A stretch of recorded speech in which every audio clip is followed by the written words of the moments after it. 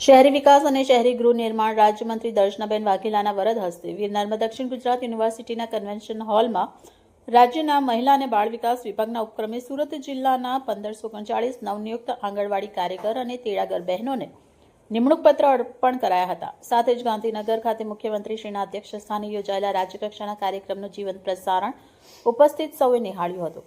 આ પ્રસંગે મંત્રી શ્રીમતી દર્શનાબેન વાઘેલાએ જણાવ્યું કે નવી પેઢીને ઘડવામાં આંગણવાડી બહેનોની જવાબદારી ખૂબ જ મહત્વની હોય છે, કારણ કે માતા પિતા પછી તેઓ જ બાળકને સંભાળે છે, તેમને પોષણ આપે છે અને તેમના શારીરિક, માનસિક અને સામાજિક વિકાસ માટેનું પ્રથમ પગથિયું પૂરું પાડે છે।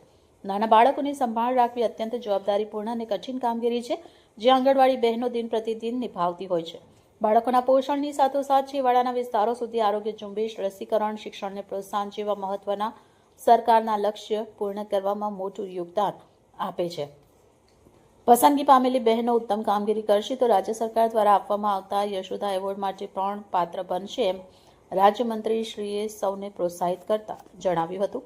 આ પ્રસંગે ધારાસભ્ય મોહનભાઈ ડોડિયા, મેયર દક્ષેશભાઈ માવાણી, શાસક પક્ષ નેતા શશીબેન ત્રિપાઠી, જિલ્લા કલેક્ટર ડોક્ટર સૌરભ પારઘી, જિલ્લા વિકાસ અધિકારી Shivani Goyal, deputy municipal commissioner Dinesh Gurav, zone 4ના ડીસીપી ડોક્ટર નિધિ ઠાકોર સહિત જિલ્લા વહીવટીતંત્રના અધિકારી, કર્મચારી અને આંગણવાડીની બહેનો, નવનિયુક્ત બહેનો ઉપસ્થિત રહ્યા હતા।